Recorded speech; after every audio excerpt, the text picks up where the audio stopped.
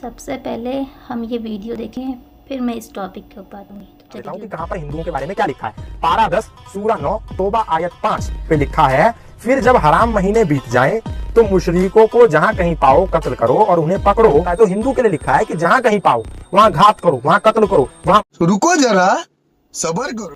تو جس آیت کا اس بھائی نے ذکر کرا سورہ التوبہ آیت نمبر 5 میں لکھا ہے کہ جہاں مشرکوں کو پاؤ انہیں قتل کرو. یہ ایک ایسی آیت ہے جس کا تمام غیر مسلم اس کو اٹھاتے ہیں اور اس کے اوپر مدعا بناتے ہیں, اور کسی کے اندر یہ سمجھ نہیں کہ آپ پورا اسٹڈی کریں پھر کسی بات کے اوپر وہ جواب مانگے نا.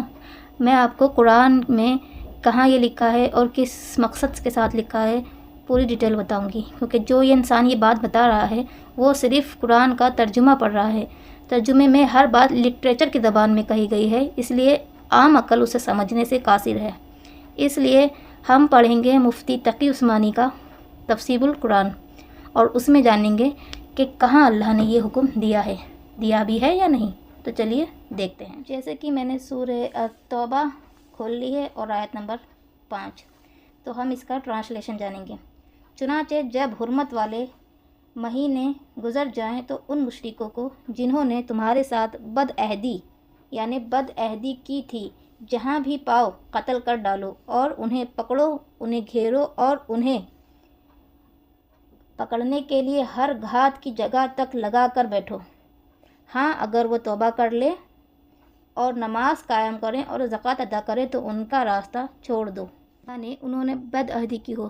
یہ آیت کسی کانٹیسٹ کے بارے میں ہے. جب صلح حدیبیہ ہوئی اور صلح حدیبیہ میں صلح کی گئی تب کا یہ مسئلہ تھا. انہوں نے صلح توڑ دی اور جنگ پر آمادہ کیا. تب یہ آیت نازل ہوئی کہ حرمت والے مہینے گزرنے کے بعد جہاں مشرکوں کا پاؤ قتل کرو. یہاں مشرک لکھا ہے نہ کہ کافر. ہر کوئی اپنی اپنی آیت کے اکارڈنگ ٹیکسٹ کر رہا ہے مسئلہ جانے بغیر.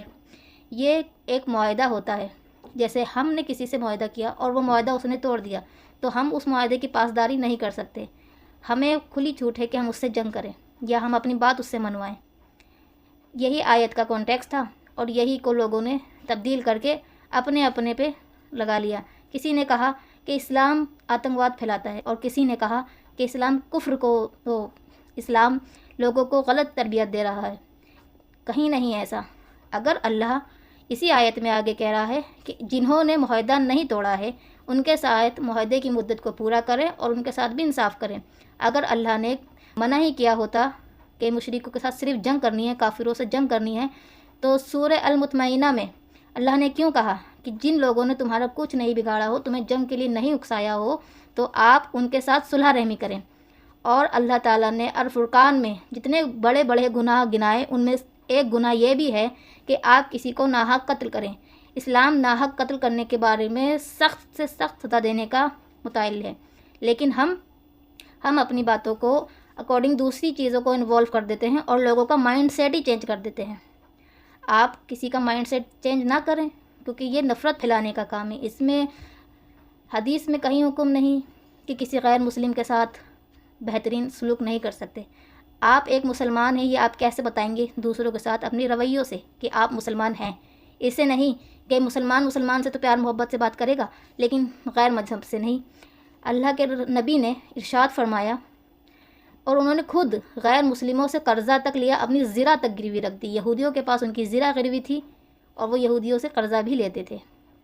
جنگ صرف اسی حالت میں آپ نے کرنی ہے جب وہ جنگ آپ پہ زبردستی مسلط کری گئی ہو, نہ کہ آپ نے خود. اور یہ جو آیت ہے آیت نمبر 5 سورہ توبہ کی, یہ صلح حدیبیہ کے کانٹیسٹ میں تھی. جو صلح حدیبیہ کے ٹائم پہ صحابہ اور سب اہل بیت سب صلح کرا اور اس کے بعد وہ صلح انہوں نے توڑ دی. اس کانٹیسٹ میں آیت تھی, آپ نے اٹھا کے کہیں اور لگا دیا. یہ سب آپ کو سوچنا چاہیے. آپ اسے خود اسٹڈی کر لیں اور خود سے جان لیں کہ اس میں کیا لکھا ہے. ٹرانسلیشن پڑھیں, اس کے ساتھ ساتھ تفسیر بھی پڑھیں تاکہ آپ کو پتہ چلتا رہے کہ اس میں لکھا کیا ہے. اگر آپ کو ویڈیو پسند آئے تو ضرور شیئر کریں اور لوگوں تک صحیح اور حق بات پہنچانے میں دوسروں کی مدد کریں.